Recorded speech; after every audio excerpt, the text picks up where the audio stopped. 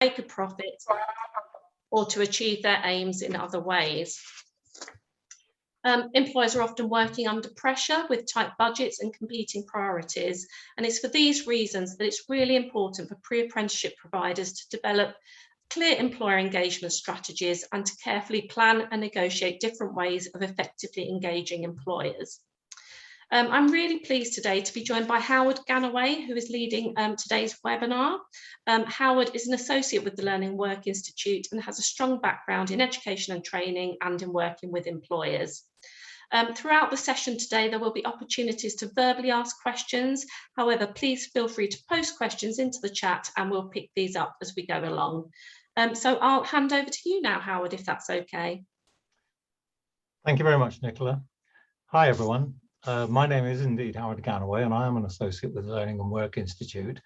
As well as working with the Institute and its predecessor, NIACE, I also have a long career in business, both running my own businesses and advising many leaders of other businesses. So this afternoon, we're going to look at the important role of employers in supporting training programs. I should mention that all of the slides and videos used in the webinar will be available to you after the webinar. Now, looking at the title on this slide, or subtitle, in the 19th century, there was a music hall joke that made fun of some of the home cooking books that were becoming popular at the time. These books covered quite posh dishes, such as pheasant and hare. And the cooking instructions would generally start with something like, first skin your hare. And the joke was that the instructions should have started with the instruction, first catch your hare. However, when we're talking about training providers engaging with employers, it's easy to overlook that before you can have a meaningful relationship with an employer, you first have to catch your employer. So in the second part of this webinar, we're going to be looking at how you cook your employer. But first, we're going to have a look at how you hunt for them. Next slide. So, employers come in all sorts of shapes and sizes. And the first point to make is that not all companies will be suitable for your pre-apprenticeship young people. So you need to start off by discovering which types of employers are going to be right for you. Next slide.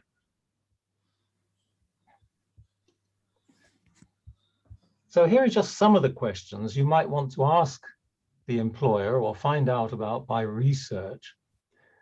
These questions all underpin the fact that pre-apprenticeship programs may not be appropriate for all employers. Indeed, apprenticeships may not be appropriate for all employers.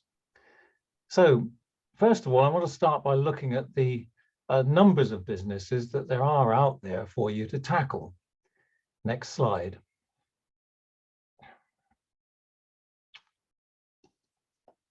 So I'm using figures from the UK purely as an example of the marketplace. I guess each of you will have figures like this for your own countries available to you. Now, the first, most obvious point from these numbers is that the vast majority of businesses are very small, with between 1 and 4 employees. And as you go up the size scale, there are fewer and fewer businesses out there. So if there are many more very small businesses, is this the best group to approach about pre-apprenticeship training? Let's have a look at what these businesses do. Next slide, please. So again, in the UK, these are the numbers of businesses involved in particular activities. And the sector with the most businesses is specialised construction. As this contains individual building trades such as bricklaying and plumbing, it's a fair assumption that a very large proportion of these businesses are quite small, perhaps a business owner and 1 or 2 helpers. But we know that certainly in the UK, apprenticeships are well established in the construction industry. So this should be fertile ground for pre-apprenticeships. But in the UK, construction apprenticeships are much more commonly found in medium and large companies that provide a full range of construction skills to their customers. So although there are many more very small construction businesses than large ones, it may be better for you to first catch the larger ones. I also point out computer programming, which you can see number 4 on this list. It's an interesting case. Companies in the digital sectors range in size from one-person businesses right up to multinational consultancies employing thousands of people. However, in many countries, the digital sectors are still struggling to identify what apprenticeships should look like.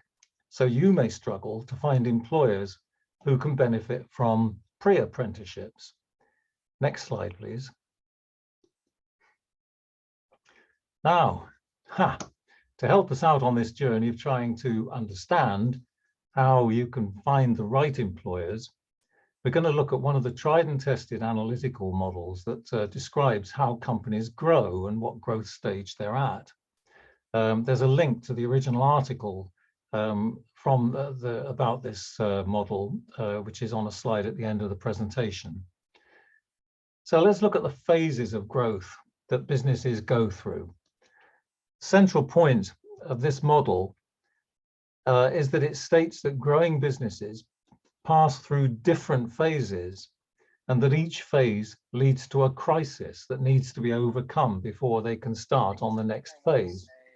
And you might ask yourself whether a business that's in crisis is one that you actually want to try to persuade to involve in pre-apprenticeship training. So starting at the bottom on the left-hand corner, a new company starts off with a phase of activity that's here referred to as creativity. This time, the main focus of attention for the founder of the business is making stuff and getting it out of the door. Management style is very informal. And if the business is successful, it leads to a crisis of leadership. How can the founder do everything from marketing to selling, making the products to managing the clients? If it survives this crisis, it'll lead to a much more well-defined business where people are told exactly what they should be doing, the direction phase. This leads to its own crisis, where the leader cannot be continuously telling people what to do. The way out of this crisis is through much more training and delegation, with people given more responsibility. But this leads to its own crisis again, where section leaders are often start doing their own thing and creating many empires, mini empires. And the corporate response to this is to often put in much more effort into making sure that teams are coordinated with each other, with management processes put in place to ensure that this happens. But this too leads to a crisis where so much effort has been put into systems and processes that the company feels like it's drowning in red tape. If businesses survive this, they need to make their teams much more collaborative with mutual goal setting and a more participative approach. Next slide, please. So I'm suggesting that step 1 in this process is that you start off by figuring out what it is that you are selling. You need to be very clear about what your own proposition is. Our experience is that employers very often view training providers as, quotes, selling things to them. And I know this may be quite different from the view that training providers have of themselves. So you can see from just the points on this slide that what your proposition is could make quite a difference to which employers you're going to work with and what you're going to do for them. So what is your proposition for employers and what are you selling? And what type of employer is your proposition suitable for? Next slide, please. And a very important point for step 2 is, now that you've found a company that you think is relevant, who is the buyer and why is this important? And by who is the buyer, I mean who is the individual who actually buys these services. There's some general principles around this, but really no hard and fast rules. If you look at the diagram, you can see that in the early growth stages, the person with the focus and responsibility for taking on staff is probably going to be the founder of the business. And this can go on for quite some time, but there comes a time when the founder can no longer cope, and it gets delegated to a manager. And this is very often the first managerial position to be created. And a head of human resources is usually being created by the time the business has reached around 50 staff, although you may find that that role's been combined with another role, such as head of operations. Now, as the business grows further and section heads are given more responsibility, the role of hiring and training may well become the responsibility of section heads. So finding the right person is absolutely crucial if you want to avoid, well, firstly, wasting your time and the time of other people in the company, and also looking unprofessional. Now, we've got 3 videos to help you think about which employers are ready for pre-apprenticeships. They're from businesses in very different sectors and different stages of growth too. Now, each one of them could be a partner for pre-apprenticeships, but that will depend entirely on what type of proposition you have. So the first one we meet is Mike Pomper, who runs a small gardening business. Next slide, please. So this is Mike Pomper, runs Pomper Gardening Services, and the company has 2 full-time staff, including Mike, and 2 part-time staff, and they've been in business for 16 years. Now, the sound at the start of the video for the first couple of seconds is a bit muffled, but it gets clearer after that, so don't panic. Right, can we start the video, please?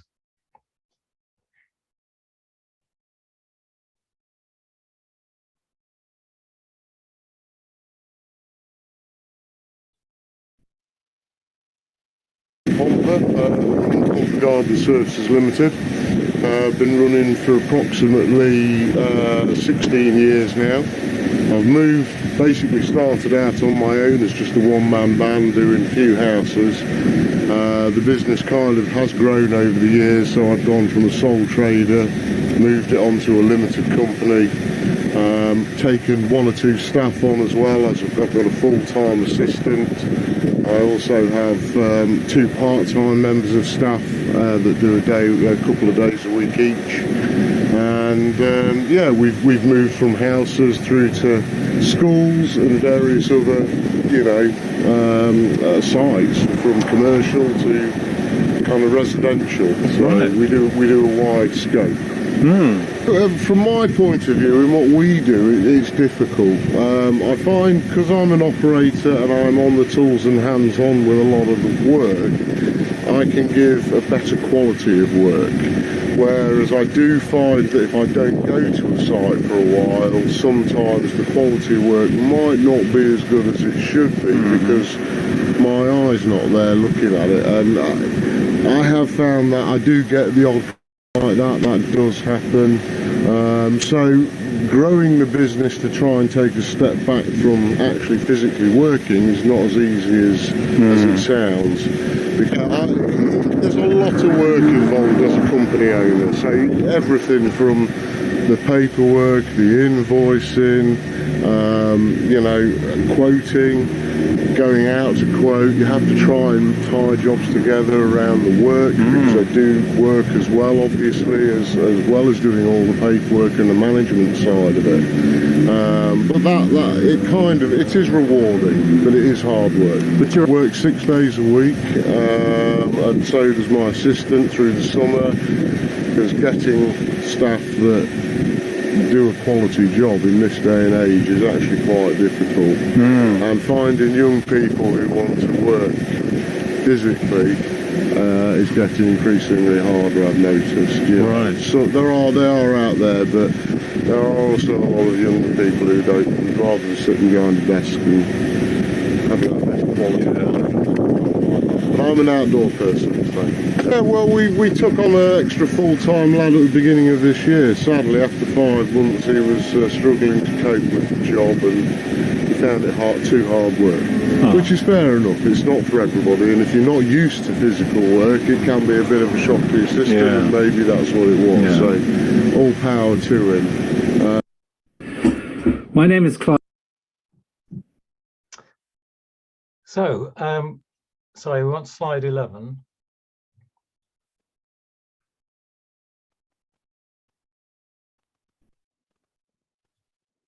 Yeah, just picking up from that video, just the main points coming out of it, I guess, are that we know Mike is open to taking on new staff, but he's found it hard to find the right people, and he also has difficulties in supervising his staff because he's working on the tools himself all the time.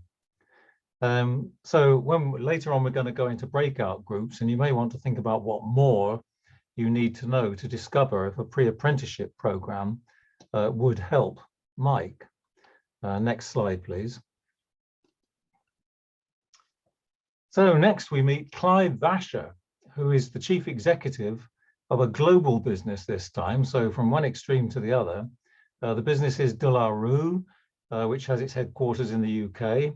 Founded in 1813, so it's been going a while, long history of printing banknotes, playing cards, train tickets, postage stamps, and passports for governments and companies all over the world. We're also going to hear from the group HR director, Tash Bishop. Right, can we play the next video?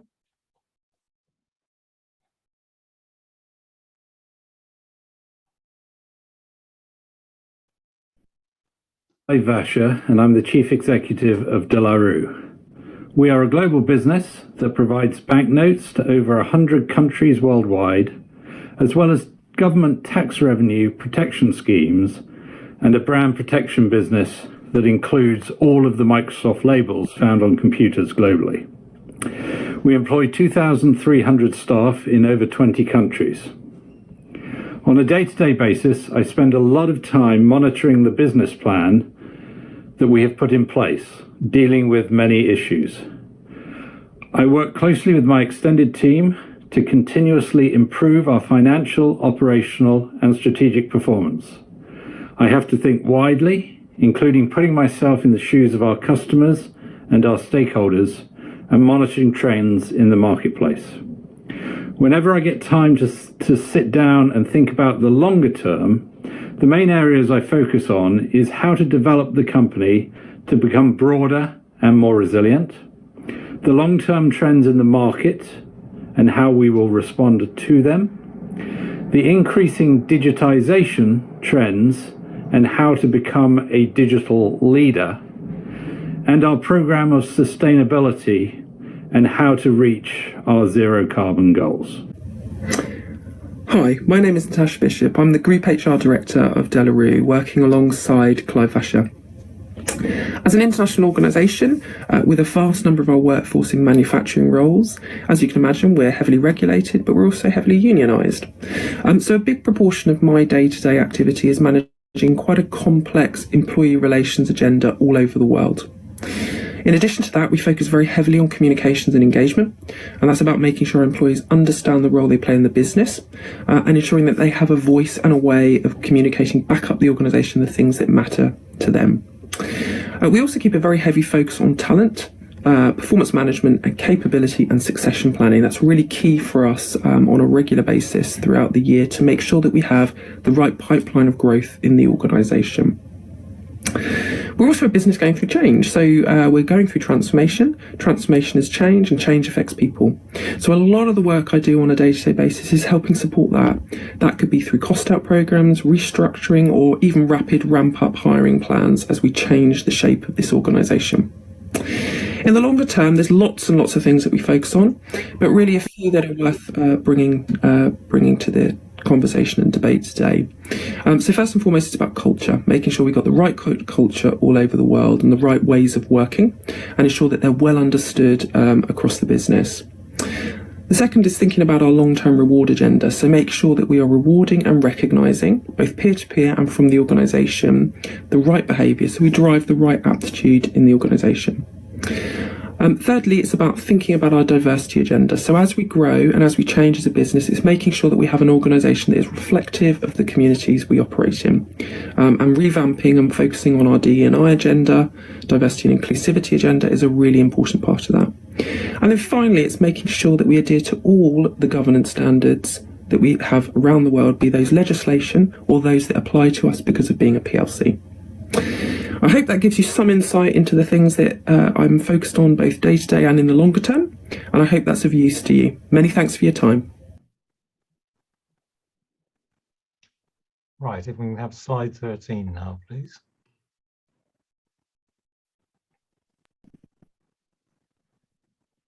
So, starting with Clive, I mean, it's pretty obvious that Clive is not the person to talk to about pre-apprenticeships. His focus is entirely on very high-level strategy issues, not even country issues in many respects.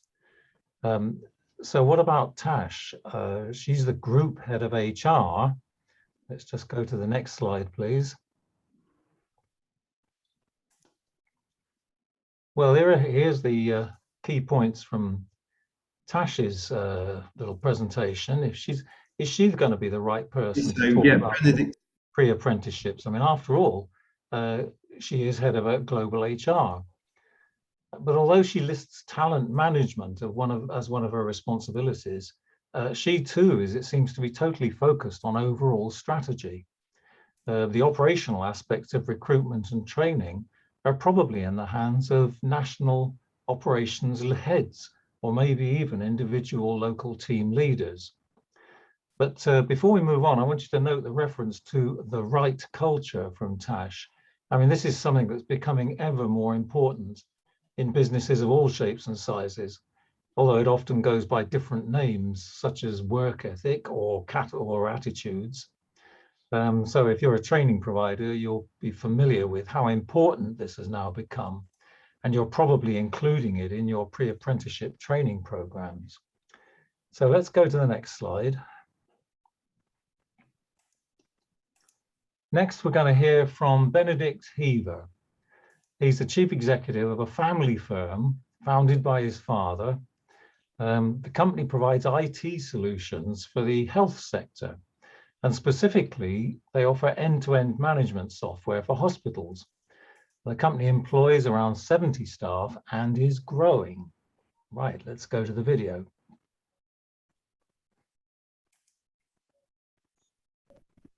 Hever. I'm the chief executive now at Streets Hever Computer Systems. We make software for the healthcare industry, mainly the private sector in the UK and abroad. So we've got I'd say 90% of the business is UK based, but we do sell into places like Ireland, Malta, Africa and the Middle East. We're headquartered and only based in Lincoln. I believe there is currently 72 people working within the business, but we're going through expansion at the moment. So we probably think we'll have close to 80 by the end of the year. Been going 35 years. So it's founded by my father. We're privately owned, no external investment. And as I say, everything based in Lincoln. So there's actually quite a lot of space left in my diary because what we find is a lot of things are quite unpredictable. So there's operational stuff that I'll get dragged into and things like that, although that's less and less. The two main uses of my time, I suppose, are one, how we sort of develop our staff and the sort of strategy that we're going to.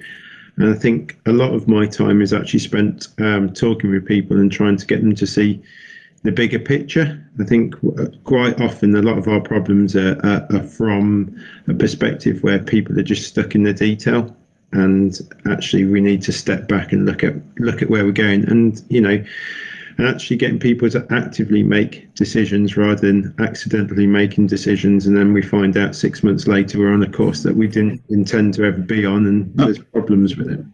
Yeah. So I suppose working in the IT sector, there's a lot to keep on top of.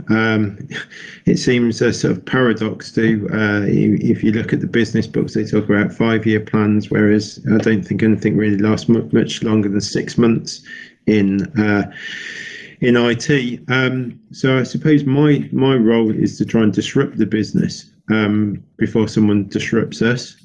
So one of the things that we've got is trying to have the mindset with the people to say that actually they've got to spend a lot of their time on. So we're trying to get towards sort of 20% of people's time used on what we would call personal development.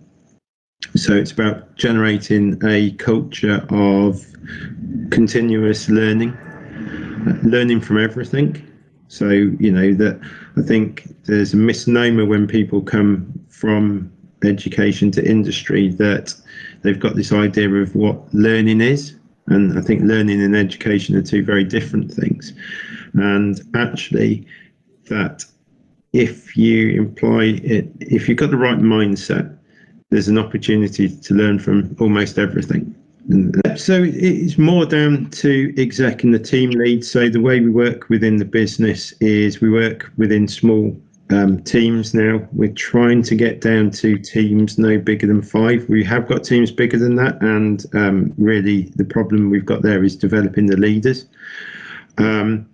We've got rid of things like appraisal systems as well. So we work on small teams on the grounds that people know who's pulling their weight and who needs additional support and things like that. So we don't have any frameworks for performance reviews and things like that. Everything's very much built on trust and things like that. So the big drive that I suppose I have behind recruitment and things like that is actually we work with external recruitment consultants or people referring stuff internally. We get a view of a person's technical ability from their CV, but that's very much the starting point. And we feel actually it's the human skills that are the bits that are more important to us. So we can teach a lot of the technical stuff they just need an aptitude to be able to do it. So actually a lot of our interview stuff now is actually all based around our company values, and that's the sort of underpinning of everything that we do within the business. So everything that I talk about at the company updates all relates back to those internal values. And actually when we're recruiting, we're looking for people who've got similar background and things like that, and belief system, because I think it's more about them belonging than any special educational thing or anything like that. We've got people in the business who've come through on apprenticeships. I don't think anyone's on an active apprenticeship anymore. I think they've all qualified off. The thing we have with the apprenticeships are we either end up with really, really good people, or it doesn't work within the first few weeks and things like that. But the problems that we see are probably exacerbated at the apprenticeship thing. But all the stuff you're talking about, we see, especially straight from university. One of the main reasons we actually ask for someone with a degree, it's nothing to do with the educational side. It's just guarantees they've lived away from home normally. And the actual problem that we have normally in the probation period and stuff like that is actually that people just aren't adults. Yeah. And it's about that self-responsibility, the ability to just turn up and do what you say you're going to do, and stuff like that seems to be a bit beyond some people, which is a massive frustration. Right, if we can go to slide 16, please.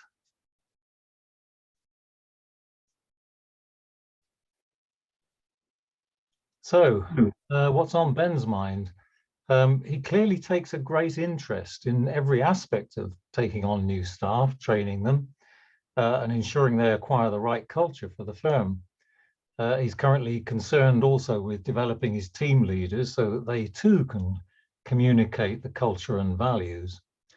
But like many leaders in the IT sector, he places much greater importance on culture and behaviors than he does on prior technical skills. He says if they can find the right people, they can train them in the technical skills. So it seems that the main skill that recruits need to be able to learn is that they need to be able to learn the technical skills once they've been recruited. Now, Ben says they've previously put people through apprenticeships, but what else would you need to know in order to find out if pre-apprenticeships would be of any use to him? Right, next slide, please.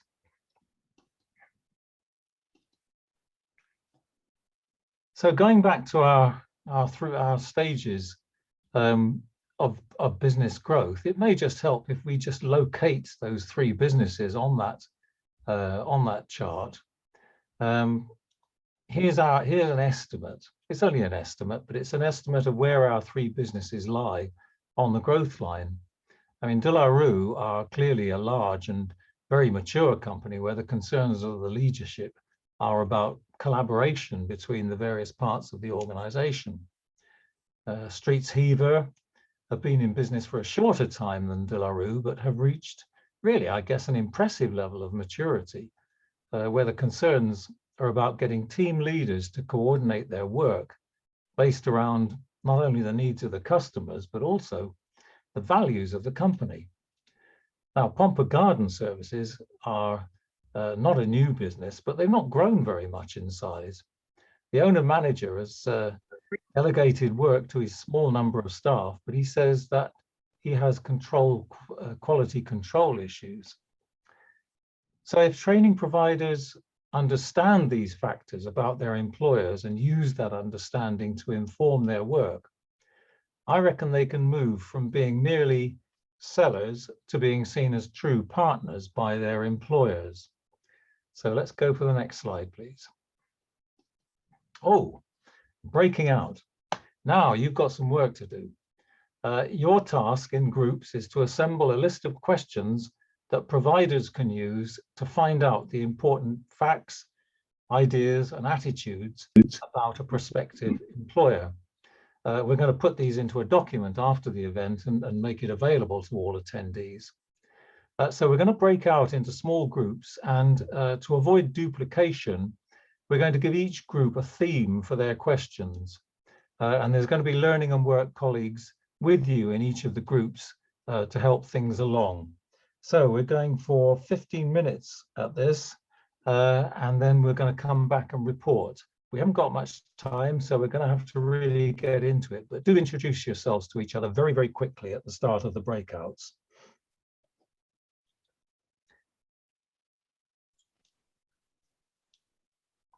Right, let's go for the breakouts, Tilbo.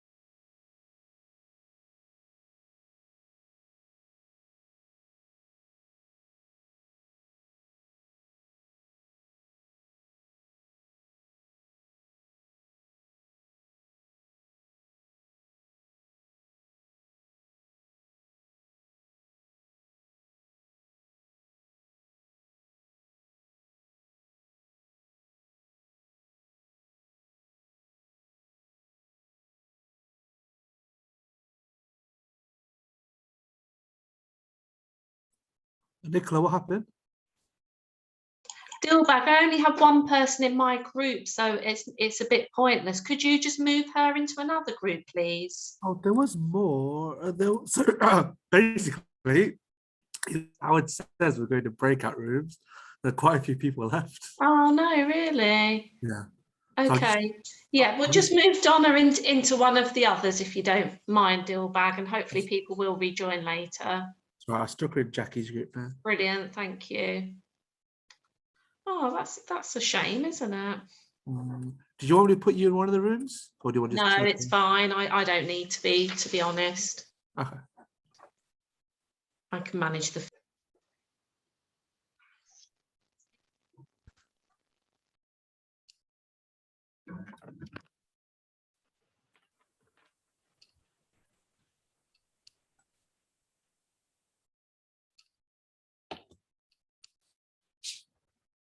Looks good.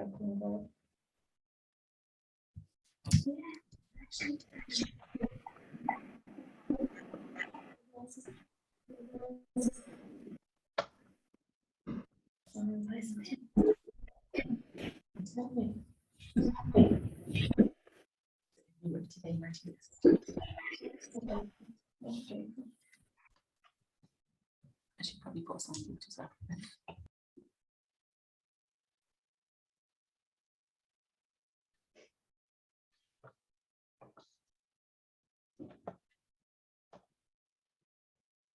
Hi, we can shut my slide deck now. Thanks. Is everybody back? Nicola? Hello? I think so, Howard. Yeah, it looks as though. Do you want to take over chairing now, or do you want me to? No, you carry on, Howard. That's fine. Okay, fine. Okay. Well, I'll kick off on reporting back. We've got a fairly short amount of time for reporting back. I was in the group that was looking at basic company information, and we had some really excellent points, a load of points. Some of them strayed into the remit of other groups, but I'll quickly whip through them. And this is not necessarily in any order. This is just the order they came up. So, which phase is the company in? Which growth phase? Who manages apprenticeships? Sometimes it's an HR department, sometimes it's an ESG department. What sector are they in? What size is the company? Do they do non-financial reporting, which gives you a lot of information about their attitudes and culture? And that sort of information can quite often be found on the company's website. Average age of the employees, and that links back to the ESG issue, because younger employees are quite often more concerned about ESG issues. And then a really great point about what's the financial status of the business. Now that's a tricky one, obviously, but you know, the point being that do you really want to be putting young trainees and pre-apprenticeship people into a company that's not financially stable, that's having financial problems? Excellent point. Who's got the budget for training, or have they got a budget for training? And if so, who holds it? And then a really excellent point about social structure and also the work models, which has become really relevant now, which is like, you know, are they still working from home, or are they all back in the workplace, or is it a mixture of the two, which is particularly relevant for new people aiming to get into the business? Are they going to actually have a physical experience of working with the company? It was also pointed out that an increasing number of companies, large companies, actually outsource virtually everything apart from what they regard as being their core functions.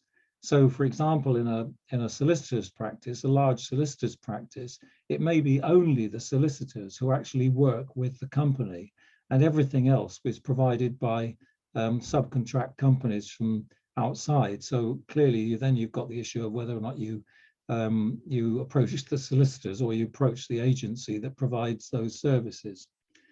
Right, that's us. Who's next? Nicola? Howard, I was actually chairing group 4, but due to lack of participants, we didn't go ahead. So perhaps hand over to Jackie to go next. Okay, Jackie. Yeah, or maybe Kat, would it make more sense for you? It depends which group you were doing. I think it might do. Yes, yeah, sorry. We were group 2 and we were discussing current workforce, and I think Mandy and Martina kindly agreed to brief the session on the points that we've discussed. That's all right.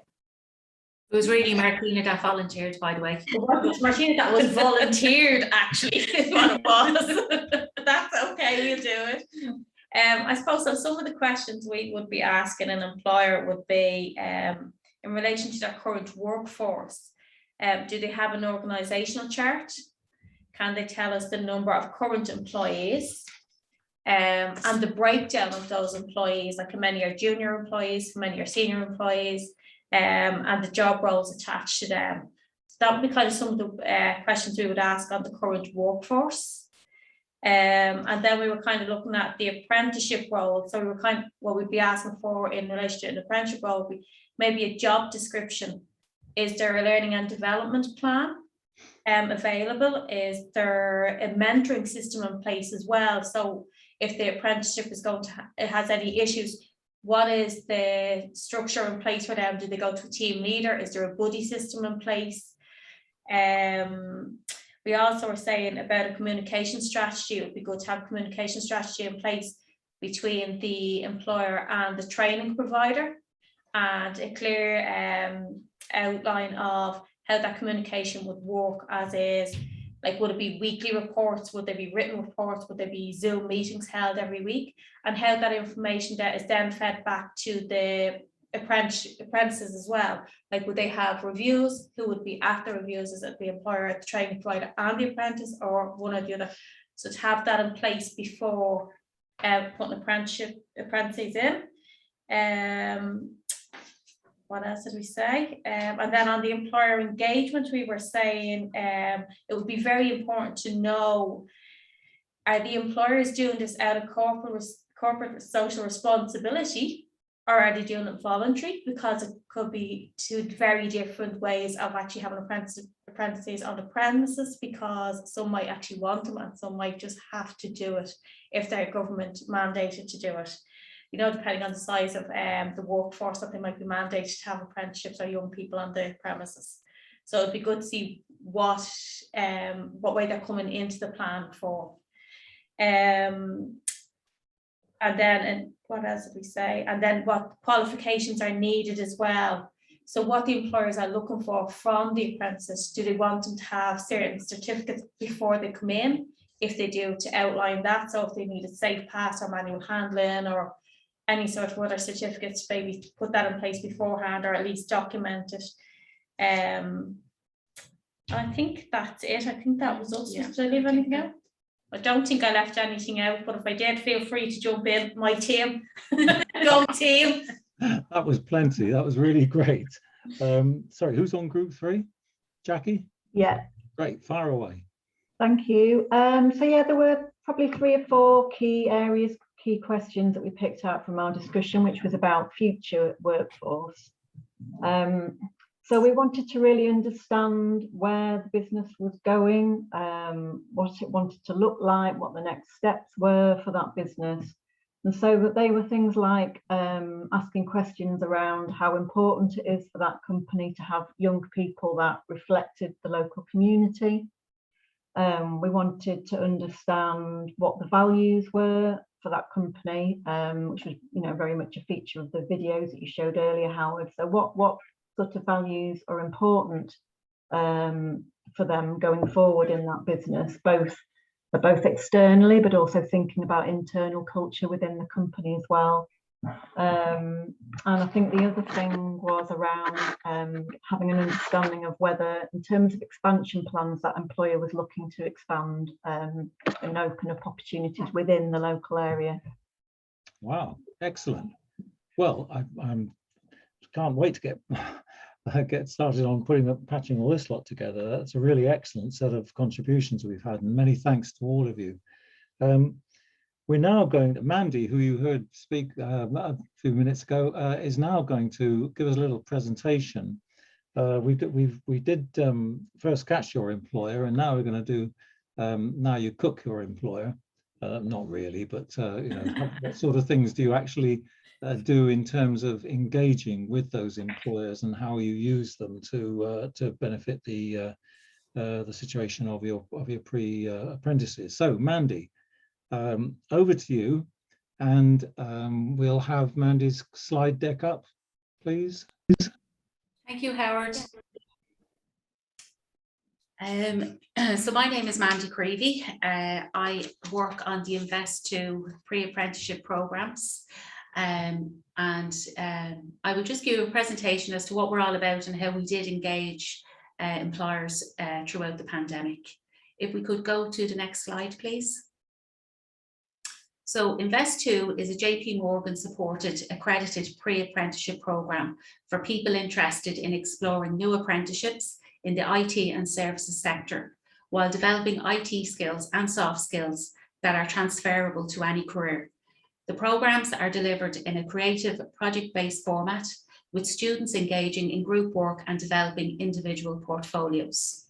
Career guidance from the Invest2 team is integrated throughout the course, and we provide support and assistance with developing goals identified throughout the training. Next slide, please. So who are our target audience? We deal with young people aged 18 years upwards who are unemployed or at risk of long-term unemployment with no sustainable career pathways. They may or may not have a junior cert or an equivalent qualification. They may or may not be in receipt of a social welfare payment, but they must have an interest in ICT training and employment. Next slide, please. So just to give you a breakdown of our program timeline, our first program commenced in October 2020 and it completed in March 21. Our second program commenced in May 21 and it finished on the 29th of October this year. Our third program is due to start in March 2022 and that will run until August 2022. We have yet to finalise start dates for program 4 to 6, but we do see the final end date as being 2024. Next slide, please. So what were our challenges with program 1? As I mentioned, program 1 started in October 2020, and this was kind of in the height of the pandemic, and we were very unsure as to what the program would look like. But I think we realised fairly quickly that the program would have to be run online and remotely. So that left us with the question of how do we keep the participants engaged, especially as they were not familiar with online communication platforms or the etiquette around this. We couldn't rely on traditional employer or company visits as these were no longer available due to restrictions. And also we couldn't carry out traditional mock interviews and work experience opportunities with the participants because employers were not engaging at this stage due to restrictions. Next slide, please. So how did we address these challenges? From the beginning of the program, laptops were provided to the participants for the duration of the program. The development of the IT module included the use of online communication platforms and etiquette, and this was really implemented from day 1 of the program. We also established employer contacts. We agreed a format with the employers to host presentations, and they were mainly carried out over Zoom. And then we put a schedule in place for the employers to carry out these presentations. Next slide, please. So program 1, our employer input. Our first presentation took place in December 2020, and this was delivered by Simon Daly from Microsoft. And the original topic of conversation was non-traditional pathways into the IT sector. We were very much aware at this stage, obviously with the young people that we engage with, it's not always a straight line. You know, people don't leave school, go straight into college and then move into employment. You know, there's different pathways for people to get to the same result. So it was very good for them to hear from Simon around, you know, the different pathways that people have made to gain access to working for Microsoft. It was also a very timely presentation, because Simon was able to give us a very good insight as to how Microsoft were working during the pandemic, and also what their plans were in terms of the hybrid model of employment going forward. In December 2020, we also had an introductory meeting with our JP Morgan project champions, who are Garrett Martin and Kira Costello. This took place again via Zoom. Again, this was a totally different way of working for everybody. Traditionally, we would have visited the JP Morgan offices and met with Kira and Garrett face to face. But despite the restrictions, Kira and Garrett were still able to offer support and advice, and to meet the participants and to get a good sense as to, you know, who they all were and what they were hoping to achieve while being on the first Invest2 programme. In January 21, participants received individual mock interviews with JP Morgan staff via Zoom.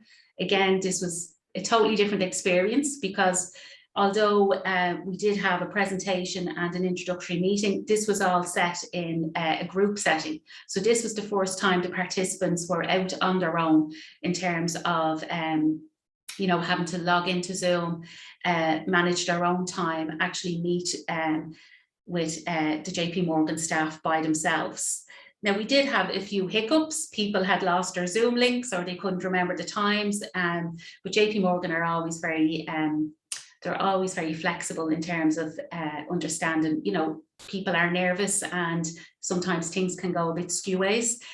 So everybody did receive a mock interview, and the feedback actually from the participants was very good, because a lot of them felt it did actually take a lot of pressure off them to conduct a mock interview over Zoom, because they no longer had to worry about getting to a destination, being in a building that they were unfamiliar with. So they did find the experience very worthwhile. We also noticed an increase in their confidence after the mock interviews, because they received very good feedback from the JP Morgan interview staff. So it really just helps to, you know, kind of give everyone a boost that was really needed at this stage, because I think at this stage everybody was missing the normal face-to-face meetings. In February 2021, participants received a presentation from Sean Breen from jobalert.ie via Zoom again, and this presentation covered the online job search and strategies. Again, it was a very timely presentation for the participants to receive. We were starting to think about progressions from the programme. So it really just kind of, you know, it gave the guys a good insight as to, you know, how jobs were being advertised, especially during COVID. What employers wanted to see in applications, in online applications. So it was very good. And then in March 2021, participants received a LinkedIn presentation from our colleague here in the Job Centre, Shannon Brennan, who was the Job Club coordinator. Again, you know, I think up to this point, you know, if you had have mentioned, you know, having a LinkedIn profile to guys on a pre-apprenticeship programme, they probably weren't that interested. But due to COVID and the fact that everything was now being conducted online, they actually saw the value in having a LinkedIn profile and how to use it professionally, and how it could help them to further their careers. At this stage, the guys would normally have been out on work experience. That could not happen due to COVID restrictions. So we did put in place extra certification, and that was delivered through a personal development module. Next slide, please. So we did take learnings from Programme 1 and things that we thought we would like to include in our next programme. So we really wanted to hold on to the mock interviews held via Zoom, because it just gave participants an excellent insight as to how future interviews may take place. Another lesson we learned was employers were eager to engage with participants online, but they were not in a position to offer on-site work experience opportunities. The employers were also willing to share their expertise and knowledge in relation to the blended approach of employment. And I think really using our current employer contacts was essential to ensure that we could have employer-led inputs. We didn't engage with any new employers during COVID-19 because at that stage, the feedback from employers was, you know, they were actually struggling themselves and trying to keep their workforce engaged and to kind of, you know, monitor their day-to-day activities. So unfortunately, we did not engage new employers at that time. Next slide, please. So Programme 2 commenced in May 2021. The learnings from Programme 1 were implemented into Programme 2, such as the mock interviews and the employer presentations held via Zoom. COVID advice at this stage was still to work from home where possible. So we did put an alternative work experience plan in place, utilising European partner projects led by the Ballymon Job Centre. And I do have a slide further on in the presentation where I'll go into greater detail about this. We also had our first meeting of the Invest2 advisory group that took place in March 2021. We had representatives from JP Morgan, TU Dublin, Salesforce, Dublin City Council, jobalert.ie, the INOU, the Department of Social Protection and the National Youth Council of Ireland. I think, you know, we are very fortunate with the advisory group that we have. They are very enthusiastic and supportive of the programmes, and they're also willing to share their experience and knowledge and contacts in terms of how we can promote and engage with employers for Invest2 programmes. And just to give you an example as to how already that has happened, we were invited by the INOU to submit an article for their October newsletter, which is circulated to 1,700 members. There's also government departments included on that. There's employers, there's companies, there's non-government departments as well. But again, it's just a fantastic opportunity for us to get the word out there about Invest2.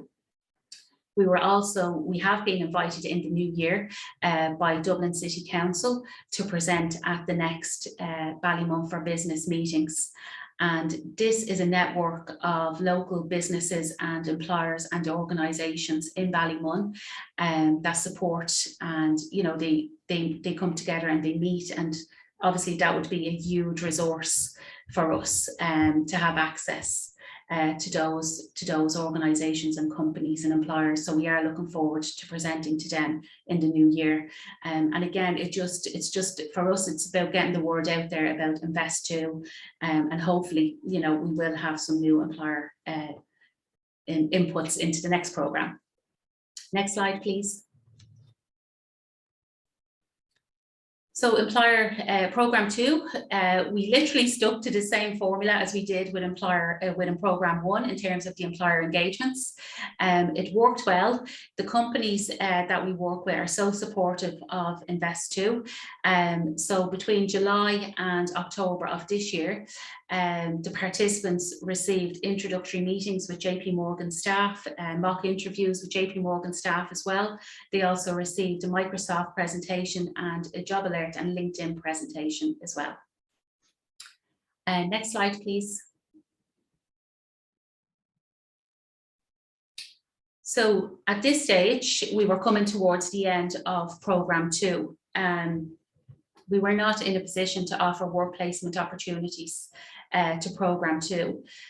So what we did was we decided to set up our own work experience module for the participants.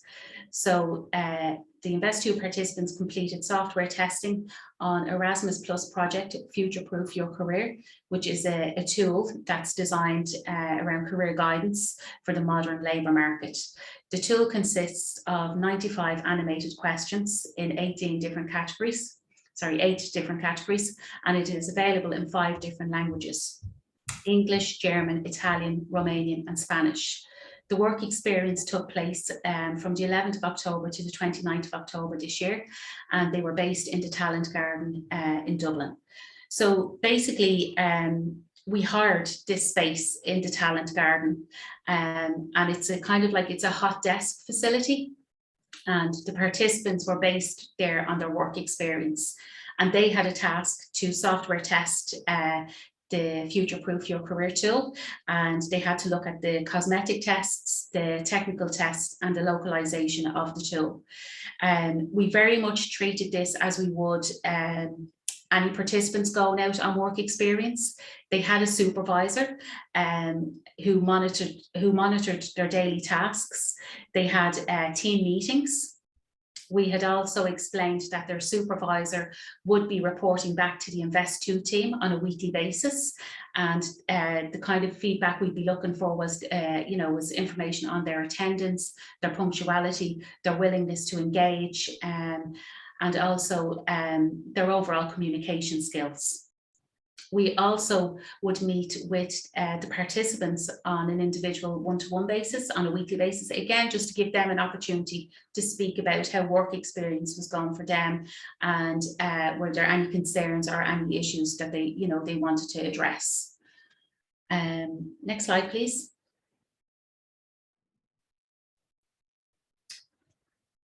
So, sorry, I should say, in terms of the work experience module, it was a huge success. The feedback we received from their supervisor and the participants themselves was very good. The guys actually enjoyed being in a real life work environment setting. There are other businesses around them, and they could see it's a very much, at this stage, things were starting to come back together in terms of the different work environments. Their supervisor was very impressed with their commitment and everything that they brought to the table. So now we're looking forward to Programme 3, which is due to start in March 2022. What we would like to do is take all the lessons learned from Programme 1 and 2 and just kind of, put these as the foundations to help streamline Programme 3. And we plan to do that by linking in with the Ballymun Job Centre Employer Liaison Officer to increase employer engagement. We do hope we are in a position to return to planned site visits, but we would like to also continue with online presentations and mock interviews. Again, it's just, so we're giving the participants the whole picture as such, and to get them used to being online as well. We do hope to be able to source work experience opportunities, and if that's not the case, we will look at the learnings that we learned from the work experience module on Programme 2, and we will continue to receive support and advice from the advisory board. Next slide, please. So that's my presentation. I hope it was clear, and we are happy to answer any questions that you may have. Right, well, thanks ever so much for that. That was really good, really fascinating. Well, I've got some questions, but are there any other questions? Has anybody been monitoring the questions? We don't have any questions in the chat box, Howard, but as you say, if anybody has any questions they'd like to ask right now, then now's the ideal opportunity, I think. Can I just ask a sort of technical question to start off with, and that is that you said that you were working with people from age 18. Was that your choice, or was that mandated by something else, a programme requirement or a government requirement or something? Yeah, it's part of our contract that anyone who is, we engage here in the job centre with clients from 18 years upwards. So again, it was just to kind of open the field to anyone who is interested in, actually completing a pre-apprenticeship programme. Right, thanks. I have more questions, but don't let me hog this issue. Howard, I've got a comment stroke observation, if that's okay, and I guess it's both of you really, so Mandy and to Howard. One of the things that we often hear is that I think particularly since the pandemic and the impact upon young people's employment, employers are often being called upon to contribute to a whole range of different programmes, some of which might be government supported programmes, others might be run by third sector organisations. And I guess it comes back to your point earlier, Howard, around providers being really clear about what the ask is of employers, so what they want them to actually contribute. But I wonder, particularly Mandy, whether that's a challenge that you've faced or that you think you may face as you sort of expand to getting more employers involved in your programme and particularly offering work experience. Can I just jump in before Mandy answers that? Sorry. Okay. Sorry, Mandy. No. You're absolutely right there, Nicola. It is an issue, and I think providers should be aware that employers will not necessarily tell the truth about their relationships with training providers. They adopt all sorts of strategies to cope with the number of different training providers that may be trying to get through the door. I mean, I don't know whether you remember, but the original piece of work we did with traineeships back in 2013, we were continually coming across employers who told us that they had an exclusive arrangement with XYZ employer. And then we'd go and interview somebody else and they'd tell us that they had an exclusive arrangement with that employer as well. So it bears on this point about just not putting too much pressure on the employer. Try and find out how you can work with the employer in a relaxed way that doesn't make it seem as though the employer is continually getting beaten up by training providers. Sorry, Mandy, over to you. Okay, Howard. Yeah, I mean, that's very true what you're saying. I think the approach is to kind of to be relaxed, and I suppose in terms of the way that we approach it with Invest2 is, so we would have, like as I mentioned there with the advisory board, we would have very big companies attached to the advisory board, the likes of Salesforce and Job Alert and DCC, but none of these big companies are in a position to offer work experience to Invest2 participants, purely because they have their own stream of internship programs and they are aimed at graduates coming from colleges. So the way that we approach it is we get an overview as to what the participants would like from their work experience, and is there a particular area that they would like to work in, and then we would target smaller companies. Now I'm saying all of this, we haven't done it yet, but that would be the plan with the third programme if restrictions are lifted. So I think, like, when we are speaking to the likes of Microsoft or Salesforce and stuff like that, it's always about, they'll say straight off, we can't offer work placements or internships, but what we could do is a site visit, or we can do mock interviews, or we could do some presentations. And they're actually very good at even including us in any particular online training that's going on that might be useful to the participants. So they always keep us informed of stuff like that. So I think that's how we manage it. So we'll just see what Programme 3 has to bring. Great. Thank you, Mandy. That's really interesting. And the other thing I was struck about from your presentation is that you clearly involve employers at a strategic level, so on your advisory group in terms of shaping the programme, but also lots of examples of ways in which they're involved in direct interaction with the young people at a whole range of different levels. And I guess that flexibility is really important. Yeah, totally. I mean, the advisory board that we have are so good. And they keep us informed about, what the employers want and what are the, the employment trends that are coming on board, but also around, the training and education qualifications that employers would like to see as well, so there's always something an employer can do. Definitely. There's always some way they can help us out. Absolutely.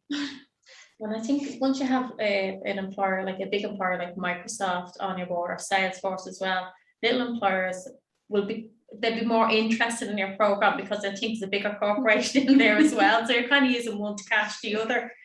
Absolutely.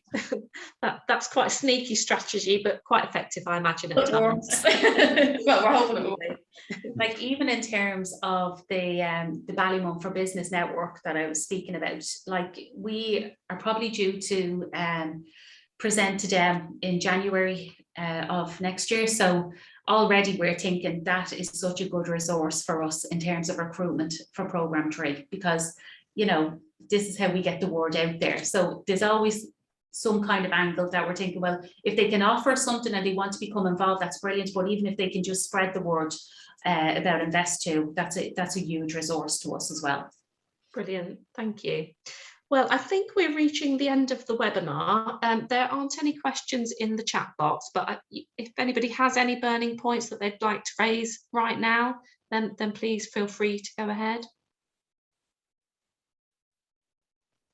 Okay, so if we've covered everything, I think it's a big thank you to Howard for putting together today's session and introducing it so well, and also a huge thank you to Mandy for contributing about the Ballymun programme.